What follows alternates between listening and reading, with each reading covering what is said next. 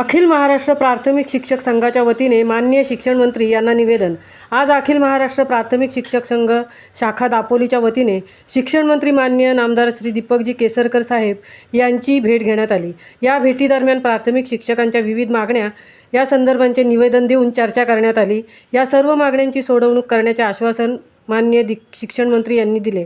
निवेदनात जुनी पेन्शन योजना लागू करणे, नवभारत साक्षरता सर्वेक्षण काम तसेच BLO अशी अशैक्षणिक कामे प्राथमिक शिक्षकांना न देणे, वेतनेतर अनुदान मिळण्याबाबत या मागण्यांसह इतर मागण्यांचा समावेश आहे।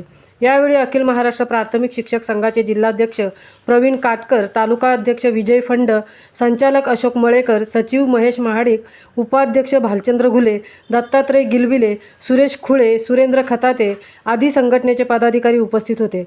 महामुंबईसह मिलिंद खारपाटील, दापोली। अशैक्षणिक कामं देऊ नये त्याच्यासाठी सचिवांच्या अध्यक्षतेखाली कमिटी येते, त्याच्याकडे तुम्ही रिप्रेझेंटेशन करा।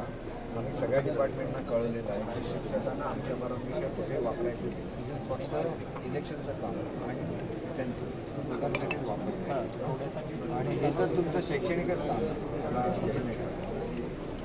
मुख्यालयाची अट आहे ते तुम्ही सगळं व्यवस्थित वागायला